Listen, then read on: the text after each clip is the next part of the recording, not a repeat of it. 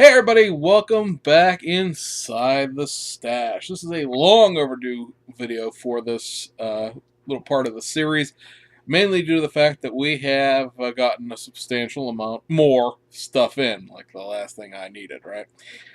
This will cover a number of things that have come in from Japan. Really, this will be pretty much the last of the stuff for now that I acquired by going through Buyee to go and get a bunch of older vintage Japanese kits that I had my eyes on for a long time but can't find in the United States, or could not find in the United States for a price that was not equal to my children's college tuition. Also, our trip out to NNL East, which is pretty much a resin bonanza, and yeah, some other few things that have come in here shop-wise as well. We're going to start the much planned upgrades of the shop this summer. So grab a beverage that is age appropriate because we'll be here for a while. So you've been warned. Anyway, first thing that has come in, well, actually, they both came in at the same time from different places, but they're both to the same goal, as it were, is a Artograph 1530 spray booth. Finally, we're going to drag ourselves into the ability to paint indoors. This is something that I think I've talked about probably for the last 2.5 years, almost 3 years I've been running this channel now, is we're going to get a paint booth. We're going to paint inside. Can't stand the outside. Perhaps it's the whole, medical condition that, requires me to just go ahead and do these things because, who knows how long everything will be good enough that I can afford to do these things. The second part of it would be the fact that it's been raining more or less nonstop for 3 weeks now. And that's really gotten to be aggravating. I mean, it's what it does in spring in Pennsylvania. It rains. Nothing out of the ordinary, nothing that's new, but it's just not conducive to getting anything productively done. I didn't get the NNL East NSX done because of the rain. I haven't gotten anything else done because of the rain. Because of the work schedule I have, I work nights, so I want to paint when I get home or when I get up, and usually it's either too cold or and damp overnight to do it when I get home at 5:30 in the morning, or even after 7:30, 8 o'clock when my kids go to school, and then when I get up at like 4 or 5 o'clock, it tends to be raining. Which seems to be. So, I don't have a picture. I'm not going to drag the camera over here to show you a packed box because I haven't taken it out of the box yet because I have to get the electrical run. I'm going to get that guy at least over here to give me an estimate sometime this coming week. And I've got to get the window put in with the dryer vent outlet. I've got to go track those guys down and get an estimate on that finally. And then that's pretty much it. There's a few other things that need to be done in terms of cleaning and reorganization and things like that, but that's all sort of minor here not there kind of things. They don't require me to contract somebody to come in and do that. So here's a picture of what the thing looks like outside of the box, and it is a downdraft paint booth rather than being the more traditional stuff, but the more regularly seen rear draft. Downdraft working much like an actual paint booth in a real car shop. A lot of people sort of kind of, I don't know, not look down on, but will sort of disagree with this paint booth because of the fact that the surface that you see there on the bottom is a basically replaceable first set of filters. Obviously, the situation to fix painting directly onto the filters is to put something down on top of the filter to a certain extent. You see a lot of times when this thing is shown, it has like a little black mat. I have a whole bunch of that material that makes up the thing that the desktop on my bench is. I have probably another 100 linear yards of that stuff.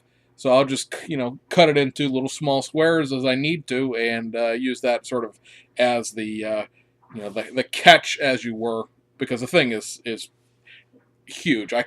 You can't see how wide my arms are apart because it's outside of the camera angle, but the thing is big enough to stick like a semi-trailer in and paint fully assembled. So it's a pretty big paint booth. So there's that. And then to go with the paint booth, part of what what we're going to be doing also is getting into this. I have a single action patch, suction feed, siphon feed, and I have a tabletop compressor, one of the little ones that are about this big that have suction cups on the feet and constantly run. So the new compressor is on order, and I have another airbrush on order because I'm getting a detail one as well. But this is the Badger Extreme Patriot 105. It's pretty much the 105 Patriot that you can get anywhere. You can get this Extreme one anywhere as well. This one just has a different coating on the metal to make it more badass, and it's got a higher roller trigger, so the trigger's a little further up off the body of the airbrush itself. And then it's got a different needle in it than a 105 has. Usually 105 has a 0.5 millimeter needle. This is a 0.3 millimeter. Obviously, if you wanted to get a 0.5 millimeter needle on the tip to do something like really primer application or something or things like that, because you really don't need to get a 0.5 to spray regular paint. But primer, if you're doing a lot of large area painting, like you were painting a semi-trailer, you might want a 0.5 thing.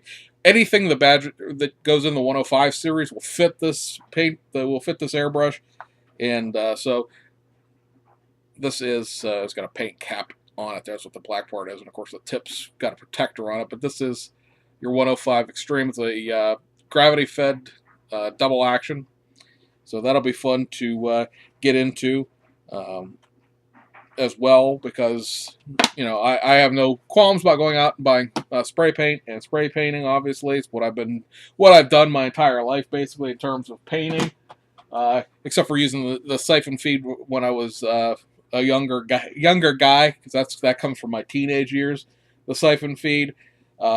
But I have a compressor coming that is a tanked compressor, meaning it has a 1 gallon tank on it, so the compressor doesn't need to run all the time. You have a continuous stream of air. It has a built-in moisture trap and pressure regulator, and all the little bells and whistles that you need on a actual grown-up adult airbrush compressor. Like I said, I have a Sotar 2020 coming, which is a detail brush from Badger that actually I got a deal on through a Facebook group that I belong to, where instead of it just being one tip and one spray size, it's going to come with all 3 of the spray sizes, so it'll spray anything from like a hairline up to about a 1/4 inch. So that'll be, well, that has no purpose. Well, you know what? Sometimes it's nice to not mask off the entire tri-state area when you want to paint the window trim on something. So that'll probably, that's what that is. It's a detail brush. It's for detail painting. So those things, like I said, are in order, and then I have a shipment coming right now from Omni Models on eBay. That's where I got the airbrush, actually, and it's going to have a hose and a quick disconnect and another male end of the quick disconnect, because obviously the point of a quick disconnect is to switch between airbrushes, and if you don't have the other adapter to attach the other airbrush to the quick disconnect, it's kind of pointless at that point. So looking forward to getting into that. A whole bunch of other stuff that's sort of on my eBay watch list or Amazon wish list of tools and spray out pot, and I want to get a bunch of the Vallejo metal color acrylic airbrush paint, and of course that'll get us dabbling into things like Gravity and Zero and not so much Model Car World, although Model Car World does do a lot of paint for a lot of the domestic kits that are off camera in front of us, but scale finishes as well. So I'm hoping the combination between, the airbrush is going to have a learning curve. I haven't airbrushed in a really long time. I have done it before. I understand the concepts behind it and cleaning and all that stuff, but the actual, using it, it's been a while. So it'll be fun to get back into that. But hopefully between the airbrushing itself and the paint booth and having the ability to paint 24/7, 365 will get things moving, because I have the Civic, the EF3 Civic is back on the bench in pieces and parts as I dabble with things on it. The NSX is still, like I said, dabbling on things on that. I needed to get this video done because I have so much crap stacked everywhere to make the video that I lost my bench in it all. Plus, going out to NNL East and everything required basically a week to recover from that trip, with working 7 days straight afterwards, coming back to make the hours up. So, very, very excited, if you can't tell. So, anyway, let's get into actual products here. All right, so what would it be if I didn't have some decals, right? So these are a set of decals I bought off of Buyee. They go to make a 2000 JGTC Skyline GTR R34 race car. I don't know who made these. There's no like assembly instructions. Basically, there's no graph to figure out how to put these on. Fortunately, this is a famous enough race car that there are pictures of it all over online. If I remember, I'll throw one into the video. If not, just Google Castrol R34 JGTC. It's a silver car, and you'll see what this is for. Like I said, I don't know who made these decals. There's no manufacturer's marks on them. There is, however, a little thing down here at the bottom that says printed by Cartograph, so they're like, high quality decals. But whoever made them, somebody tore the hanger off the top, and I don't know who made these decals.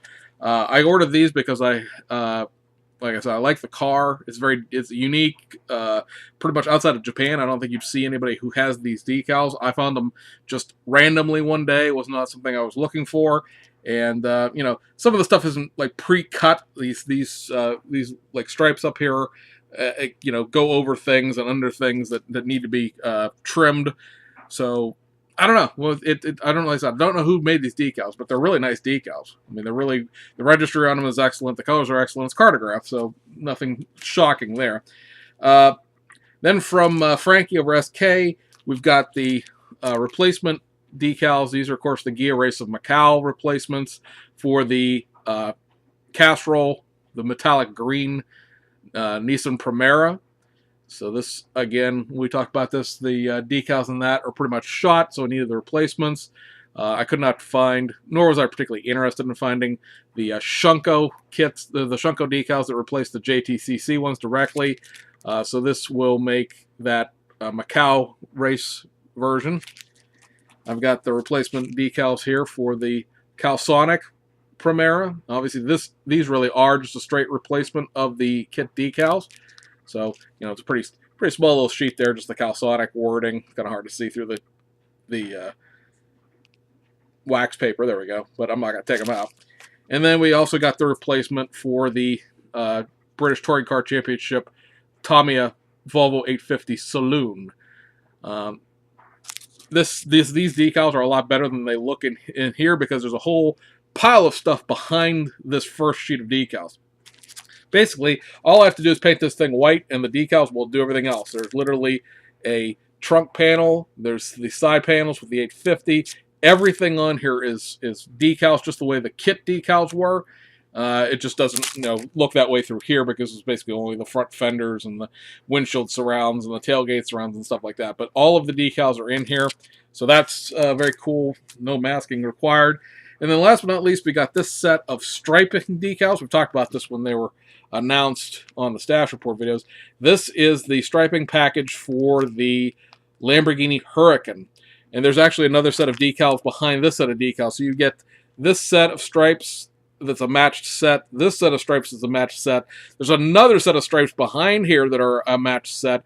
And then these ones up here on top, the white and the orange ones, are for the Lamborghini Huracan Avio. That's limited edition 250 run cars that they're doing. Pretty much just a trim package to honor the Italian armed forces. So here's here on the back, showing you like one of those trim sections down here. So if you want to make sort of an Italian flag on top of a blue Huracan there, and then this right here on top is the Avio. This is the orange stripes, which would be in real life on an olive drab car. The white stripes go on a matte blue car. And it includes like everything you need, the stripes, all the inserts, as well as the inside little seat decals and things like that. It's a complete set, and then, like I said, you get the complete set for both. So if you wanted to build both of them, you can, because all of the decals you need are there. It's not one of those situations where it's like, oh, pick a set of stripes, and then you have a whole bunch of extra leftover stuff. These, like I said, are all matched sets. So, you know, if you wanted to make any of these in terms of, you can make 3, like these stripes right here. There's 3 whole sets of those stripes. So if you wanted to make 3 different colored Hurricanes, you can. Up here, there's like, let's see, what, 2, 4, 6, 8, 9 of these stripes. They're all complete front to back. So there's 9 different Hurricanes you could build with that. This set of decals is like $17. It's incredible value, really, for what it is, because obviously you don't have to use these on a Hurricane. You can piece them together and use them for whatever the heck you wanted to, so long as it was Hurricane sized, obviously. But you know, it's certainly an option beyond the intended use for sure. So that's the decals for this shipment. There will be way more decals coming out of Hobbylink Japan in the near future. Let me see here. What do I want to show next? I got too much stuff. Literally too much stuff. So this box showed up yesterday. This is straight from the guys over at Plamoz. So this is some new stuff that, because we haven't filmed a regular stash report video in a while, we haven't actually even had a chance to talk about. So first up here is the brand new Photoetch detail upset for the Revell of Germany AMG GT. You see it's a complete set of Photoetch in the background here. It's got these Photoetch seat belts, which again, I always say I can give or take. It's got a set of, up here, of metal transfers for the emblems. There's some decals here for, I'm not exactly sure what, I'm taking the things out to see what those are supposed to be replicating. And then right here is this little resin bar for the center Mercedes-Benz logo. As you see back here, you sort of build the entire grill area out of Photoetch pieces, and then this resin piece, you know, makes the three-dimensional front of the grill piece. It's fantastic. It has everything you need in it as far as grill vents, the other vents, license plate bucks, brakes, the brake housings, everything you need to make your AMG GT. 2 of these, you'll see the reason why we have the other one in a second. Next up is the detail upset. See if I can get the Photoetch to come down on the package a little bit. The Photoetch set for the Porsche 918. Also the Revell of Germany kit. Could also be the Revell kit itself, since that's just a straight rebox. We've talked about this. This has actually been out for a little while. This is the Photoetch seat belts, the seat belt receptors in resin.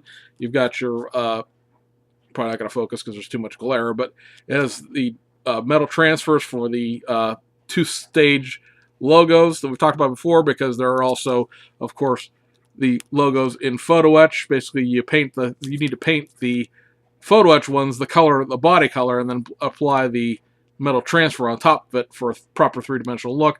But this is a more basic set. You know, it's got your vents and your brake calipers and a few other little bits and bobs on there, but it's not a whole heck of a lot. 2 of these, because I've one for the regular, one for the Wysick, or Wassish, or however you pronounce it. And then this is a brand new piece that just came out, and this is a Photoetch frame and mesh for the engine cover for the 918. This is a lot of bending, guys. I ain't gonna lie. It's a little intimidating. However, the guys at Plamoz posted a picture proving that they can bend it the right way, so you can too. It's a pretty good fit. I've heard a complaint here recently that the mesh is the wrong size. Compared to the Revell of Germany or Revell USA decal sheet that has the mesh also in the wrong size and also in the wrong color. Obviously, you have to paint this to make it the right color, but you know, you want a decal that's the wrong color, the wrong size, that goes on a piece of clear plastic, or do you want an actual mesh piece? It's your choice.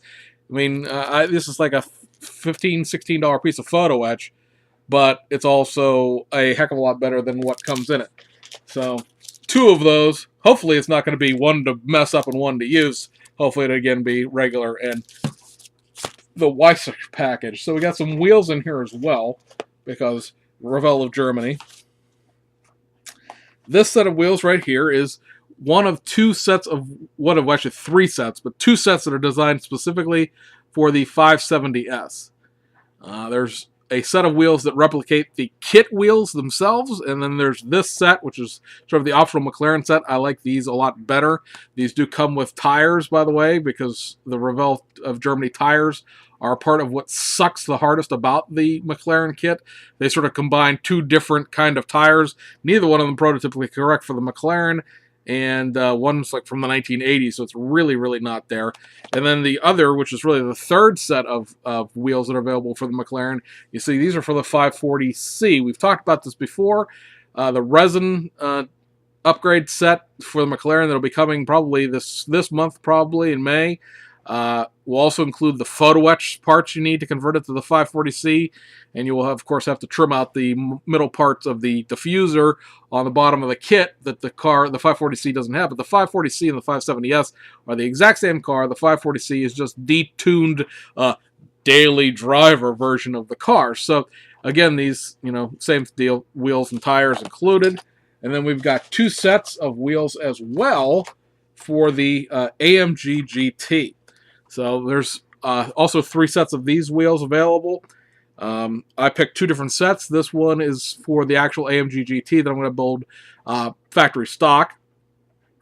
I like these wheels the best out of all of them. Again, these come with tires to replace the Revell of Germany tires. The Revell of Germany tires for the AMG GT, not particularly atrocious. However, a number of people have gotten kits that have ovals instead of circles for the wheels, and I don't know that those ovals will ever be circles again. Then I also got this set of wheels for the AMG GT, a set of 10 spokes that while I will not be using them to build a factory stock AMG GT, they're going to go with a resin trans kit that I'm going to show you here in a second. They aren't quite the right wheels because the resin trans kit uses, the people that make the actual real life trans kit use different sets of wheels. And I should warn you that the trans kit has a really different set of wheels than this, but I found one that has a set of 10 spokes that kind of sort of look like this, and I think they're passable. And without going into a whole, search for wheels that don't exist type of deal, I'm just going to go with this because, like I said, I think it's passable for the application that I'm using. So that's, like I said, the current Plamoz stuff. We'll talk more about these parts and the other stuff that's available, because obviously I didn't order everything because I don't need everything. But, yeah, fantastic to have those here. Now I got to go get me some AMG GT and McLaren kits, because I still haven't gotten the kits. Next up, we'll look at the stuff we got from NNL East, which is all one brand of stuff here, basically. It's all going to be resin that we picked up from C1 Models. Chris Hales out of the UK was over there, as he usually is.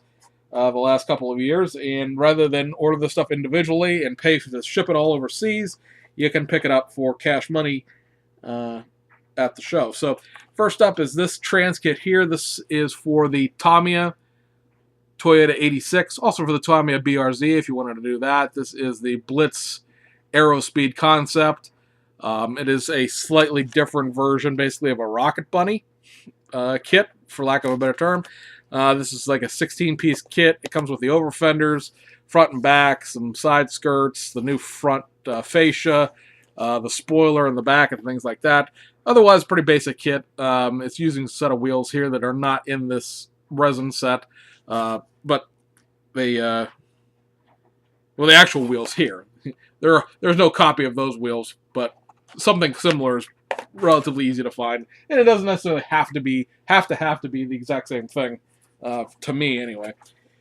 Next up, this is a brand new resin trans kit that he just made. Just got it done in time for NNL East, and it actually is not available on his website. I think it's pre-order right now. And this is the Prior Design. That's the tuning company. AMG GT resin trans kit. So this is what those other wheels are going to go on. Obviously, those wheels in this picture are some completely different wheels, but I've seen a prior design that's in a really, really dark blue. It almost looks like the sapphire blue that they paint the 918 in, that has a set of wheels that look like the other ones, so that's what I'm going to go with. Disappointingly, this didn't come with wheels. I didn't necessarily realize that when I was going into it. Maybe he'll make the wheels later, but you get the drift here.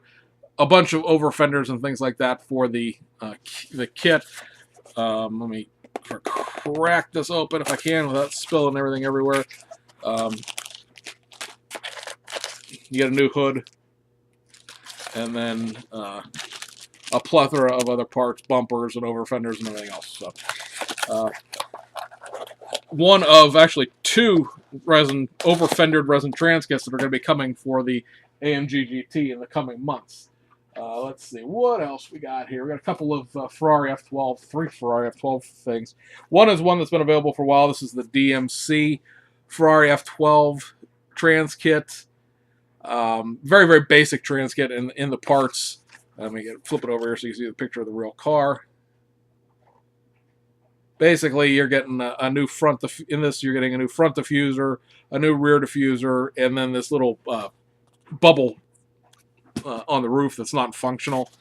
Like I said, really basic trans kit, but it's just I was buying and it was like $15, so I'm like, all right, you know what, grab me that, because there's also these couple of other ones here. This is the Novatec Rosso and Largo trans kit. This does come with the wheels, so you're not stuck trying to search for some stuff. This is a pretty substantial trans kit. Just flip it over here for the picture of the real McCoy. So it's an over fender kit for the F12, but I really like the wheels on this one and a couple other things. So there's that. And then the new one, which again, this is another thing that's available for pre-order but not available in real life yet, unless you happen to grab it in New Jersey, is the Rosso Novatec S. So this is like the next version of that last trans kit. I think they're only building like 20 of these in this configuration. Wheels come with this, as well as the rest of the resin parts. I believe there's also tires in here as well, if I'm not mistaken. Yes, there are. There's the wheels and tires right here, and then a great big baggie of fenders and flares and all sorts of goodies. There's a new hood in there as well. So that's exceptionally cool. I'm always good for a F12 trans kit. One of the other things I picked up here is the resin trans kit to convert the R33 into the 400R. The 400R, a very limited edition factory R33 that was done in response to their winning racing team. This is what this is a built version of the actual trans kit here. Here's a picture of the actual car on this side here, so you can see that they've made it in a number of colors. It doesn't have to be white. Decals are included in this, as well as pretty much as well as all these other pieces here, such as an end cap that shows you new front fascia, new rear fascia, sort of over fenders, if you will. They're just little flares, as well as the side skirts and the wheels. So this one is in retooling. I don't know what needs to be retooled about it exactly, but I think the molds are just wore out. This was also another new kit that was available just at NNL East. It's, I think, in pre-order format on the website. This is the Volkswagen Beetle van, or what I've been calling the Beetle van. Not a whole heck of a lot to this in terms of external parts, but this is mainly a trans kit for the body. Get it out here without spilling everything, because there's a little baggy of parts in here as well. You get like a new floor, which actually is, you know, a floor for the back, sort of a back half floor, and there's a bumper in here and some side skirts, and there's also a set, although it's kind of hard to find because they're bouncing around in here, but a set of actual whole fender skirts if you want to go that route as well. But of course, you guys want to see the body more than a bunch of little parts, so here you go. This is sort of a one-off, like 1980s. I think somebody built one of these in like the 1980s, from what I've been told. This goes for your Tamiya Beetle. So you're going to use the chassis and obviously the guts of it. You're going to sort of get a new back floor. I'm not exactly sure how that's going to work in terms of the engine. Obviously, there are on this thing like cooling vents, so in reality, the thing had an engine. But I'm not sure how well that back half of the floor is going to work in terms of the overall, you know, fitting of it, as far as getting the engine in there. If you wanted to do a full detailed version of this, but I think it's a cool little oddball, off the wall combination of like a Tip 1 cargo van and a Volkswagen Beetle. It has a German name that I cannot recall off the top of my head, and if I could, I couldn't pronounce it anyway. This sort of a tribute to the German military utilization of the Beetle as a cargo truck. In real life, you can go look it up online. They had Beetles that were just regular Beetles, and then they sort of built a cargo box off the engine cover, and that's sort of what this is, only sort of taken to the next level. And then last but not least, in the C1 pandemonium that went through, is this. This is the Porsche Boxster Spyder trans kit. This goes to the Fujimi Cayenne. All right, I'm trying to think of, yeah, Cayenne. You know, the Cayenne, the truck. I can never remember my Porsche things, but at any rate, this is the Spyder, the convertible version of the current Porsche Boxster. It sits on the Fujimi chassis. This comes with just a bunch of stuff, obviously the body being the key part. There's like a bikini top in terms of the up top. And again, there's a whole plethora of stuff in here that I'm not going to try not to spill all over my floor. Oops. And you've got new wheels that will, of course, fit the Fujimi tires. Seats, front splitter, rear splitter, a bunch of parts there for that. There's also the whoops. Things are going behind me here. There's also the bikini top, as well as a sort of a boot, a convertible boot, if you will, if you want to leave it top down. And there's some clear resin pieces in here as well that I'm not going to drag out. And then you have the actual casting itself of the body. A little more flashy than a lot of stuff that Chris does in terms of the quality, but I mean, there's nothing here that's out of the ordinary. The window frame is, in one piece. It's not bent, it's not warped or anything else like that I can tell. But oops, I'm getting a little too close to the camera. I'm inspecting it, not paying attention to what you guys are watching. So anyway, there's that. And that, guys, is pretty much the entirety of what I bought at NNL East. That's right, no kits, no paint, no stuff like that. Which also mentioned that this does come with decals, and there's some Photoetch mesh here. I'm not exactly sure what you'd use that for. It's way too big in scale as far as I'm concerned. But, it's there if you want to use it. And the one downside to everything that Chris does, and it's not a knock on the quality of the pieces or parts or anything else like that, because they are really some really, really nice resin. And this knock also goes to 8181. Zoom on to a certain extent. At least Zoom on gives you an idea of what you're supposed to be doing. All of Chris's stuff doesn't come with instructions. Is that a giant problem? No, of course not. If you're dabbling into resin stuff, you've obviously gotten to a point in your modeling that you are comfortable, as it were, with doing some modifications to kits beyond building them out of the box. However, if you look at the stuff that Plamoz does, if you look at the stuff that Hobby Design does, and Studio 27 as well, it all comes with instructions. Let me get the camera to focus back in here. It all comes with instructions to tell you sort of just basically what to do with it.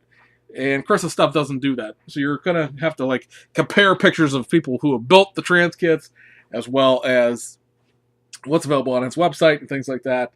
Not oh my god, I would never buy anything else like that. Just be aware that if you're looking for a resin trans kit that comes with instructions, and I know for a lot of guys who build U.S. trans kit, Model House stuff didn't come with instructions.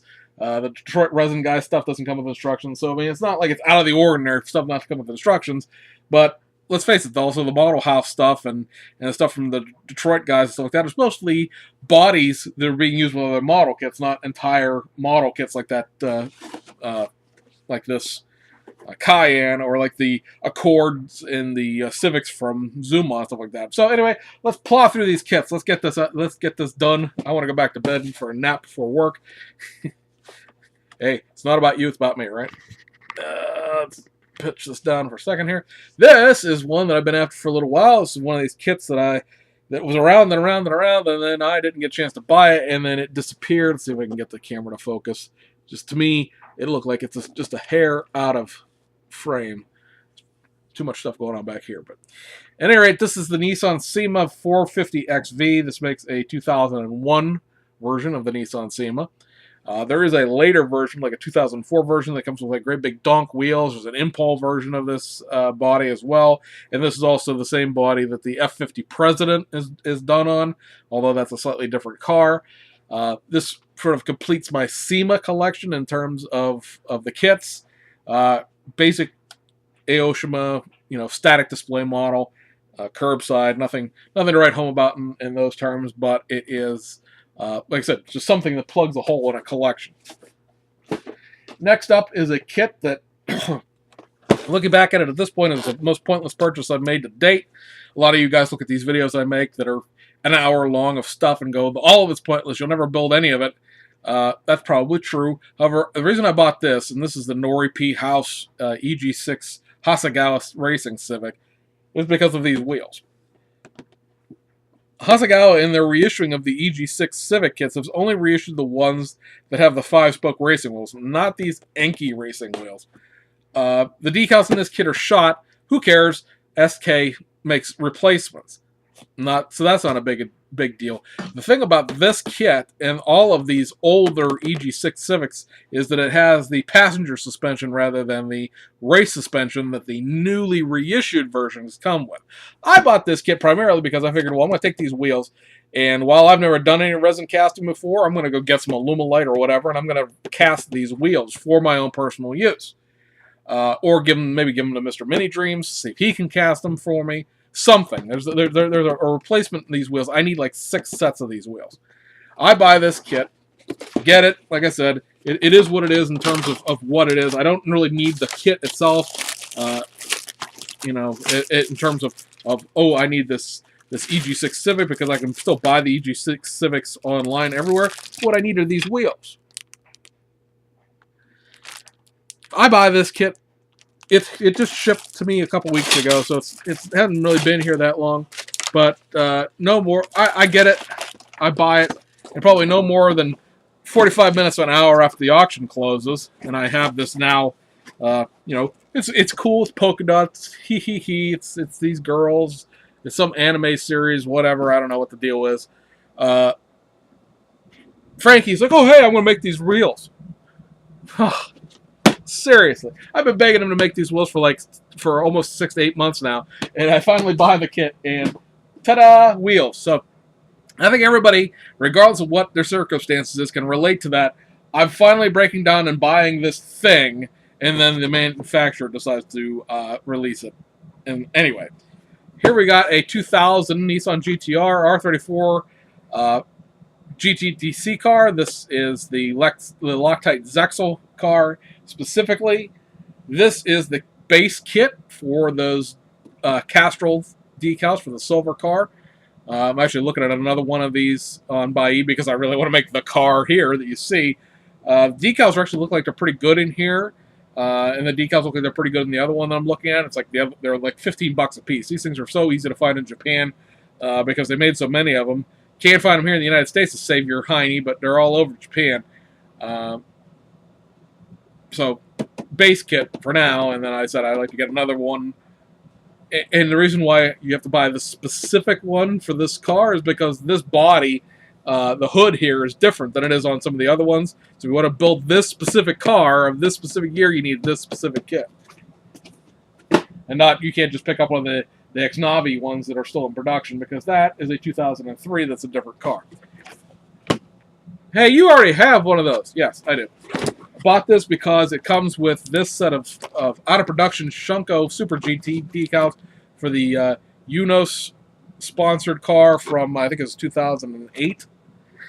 Some modifications will have to be made to it in order to get the proper rear diffuser set up in, but this is what the car looks like in its livery. Very cool sort of orange and red paint scheme. So it was a package deal, basically. You got the kit and the decals came with it, so that's why there's one of those. And we got this. Hey, you got one of those too. Yep, sure do. Same deal. This comes with a set of what they're calling the Daytona SC. This is the Daytona Real B voice. Some weird, wacky Japanese thing as usual. It's not set. This is for 2009. So this makes this version of the Lexus SC. Again, package deal. Kit came with the decals.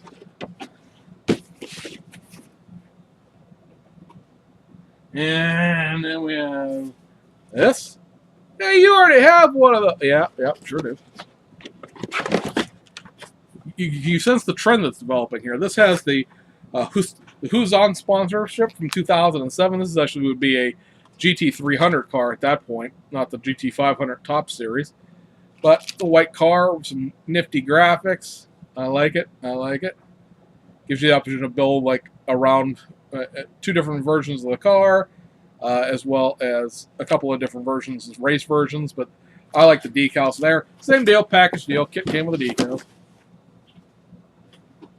And one more. A disc. Hey, you have 3 of those. Well, here's number 4. You know where we're going with this. This is great because there's another set of Exnavi decals in it, and the decals look fantastic.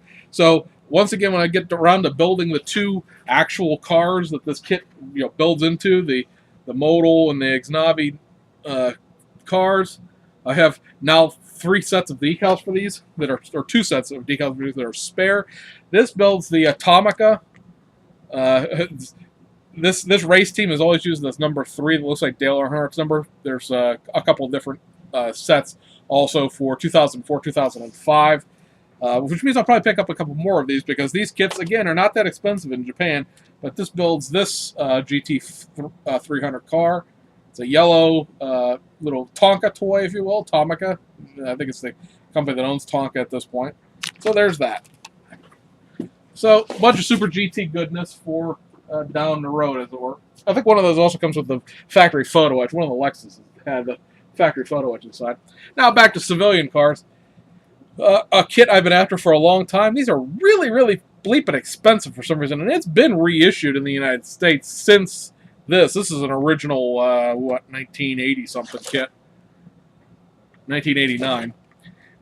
This does build a U.S. spec, or at least a North American spec, 180 SX as well. It is not just a Japanese car. It does come with left-hand drive.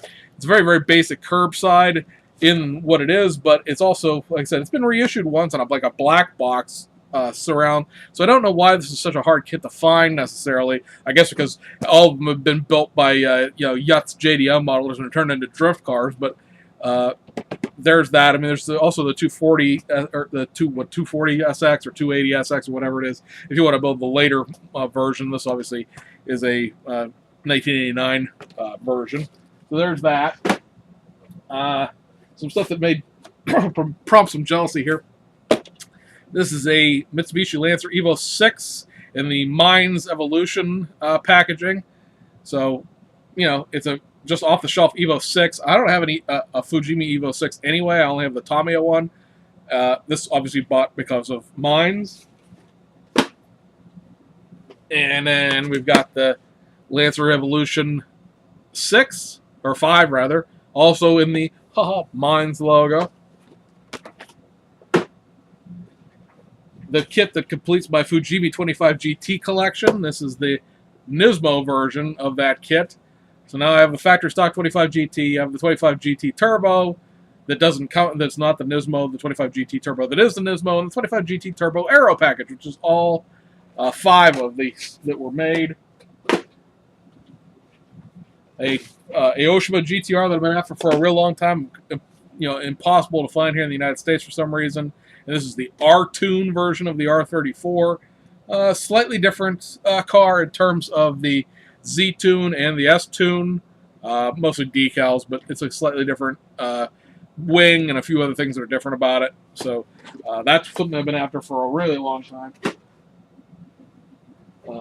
A goodie, back to racing for half a second. Another goodie here. Here's the 1994 British Touring Car Championship Volvo 850 Estate, the racing wagon. Decals in here actually don't look too bad. Unfortunately, it looks like there's some blemishes on these big panel decals. But again, Frankie makes the replacements like he does for the saloons. So we're going to be ordering a backup set, or really a replacement set for these. It's just a cool concept. Where Tamiya went in terms of its little just risk-taking, because this is not a slam dunk kit by any stretch of the imagination, let alone the factory stock version of this wagon that they ended up doing. But you know, back when the European division was in charge of the cars, they were a little more freewheeling, as it were, with what they were willing to do. More jealousy. Here's the Mines version of the Fujimi R33 Le Mans Evolution. Yay, Mines. All the Mines decals, by the way, look good in these. If they weren't, there's still replacements available through like A Plus Club and a few other aftermarket decal people that are really, really Japanese in terms of the fact that you don't even know probably who A Plus Club is unless you're really, really into JDM model stuff. But yeah, I need to find that R32 that comes with the Mines logos, and then that pretty much covers those bases. There's one more Evo out there. It's an Evo 7 Mines. The Stage and the Sylvia, yeah, I could take or leave. I found them cheap enough, I'd buy them, but it's not a big deal. A kit a lot of people don't realize exists because it was only around for a little while is the 1988 version of the Nissan Sylvia S13. This is an Aoshima kit. The kit that's out there that gets reissued all the time is a 1991. It has a slightly different front and rear fascia. This obviously has a wildly different set of wheels than the factory stock car does. Still factory stock. It's just a little bit of a tuner look, sort of a day two, if you will. But it's otherwise essentially the same kit. This is a curbside. That S13 that gets reissued all the time has an engine insert.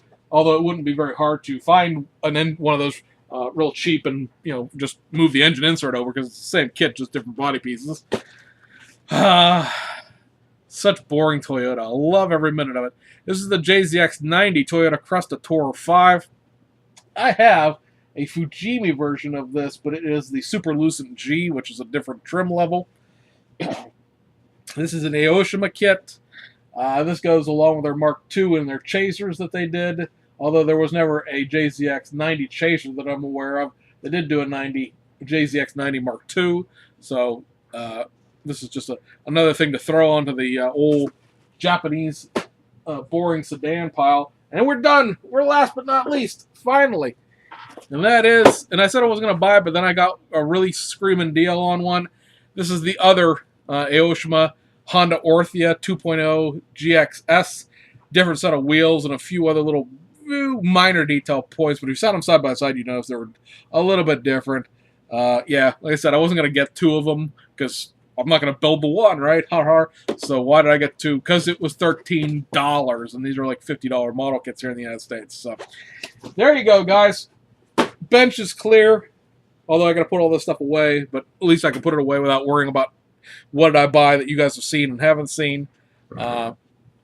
Yeah, so a gluttony of good times here. I've got to buy the base kits for all of these resin kits now. I think I may probably wait to get a few things off the bench before I really try to get too much more in here. At this point, it's getting a little out of hand. Okay, it's been out of hand for a while, but it's really out of hand now because I got so much stuff just stacked everywhere trying to clean up a little bit for the electrician and whatnot. So, yeah, I'm going to need 3 F12 kits, 2 AMG GTs, 2 McLaren 570Ss, another R33 for the 400R conversion. I have 2 Caymans. There we go. I said something else, but I have 2 Caymans as it is, but I wanted to build them as Caymans, so I need another Cayman for the Boxster conversion, and I need a Tamiya Beetle because I like my Tamiya Beetle in factory stock format to go underneath this Beetle van, the Beetle van, and I think that's probably it. Because I could really go ahead and just use the Toyota 86 Tamiya kit I have to make that version and not feel too bad about it because I have the Aoshima Toyota 86s if I want to do a factory stock version of that car, which I do, but I can make this out of the Tamiya kit and not feel too bad about just wasting the Tamiya kit, because the Tamiya kit, frankly, isn't as good as the Aoshima one anyway, so might as well throw some over fenders on it and call it something else. I think that's pretty much it. woohoo airbrush, woohoo stuff. Yeah, so much going to be going on around here over the summertime because electrician, I want to get that done this month. Windows, I need an estimate to know how much that's going to cost. Depending on what that's going to cost, we'll see when that gets done. Plus, got, like I said, the compressor and the Sotar are on order, so those aren't even here yet. So it's not a big, oh my god, I got to get this done right now kind of thing. And then I've got to do a little outside maintenance in terms of gutters and stuff like that for some water remediation because we're not getting a lot of water in the basement, but it rains really hard. I got some leaching issues which need to be dealt with, just in general for health of the whole house, let alone the bench area. So basically, I need to put a new gutter downspout. Not that big a deal. So anyway, guys, if you made it to the end, I hope you enjoyed it, and we'll see you guys on the other side.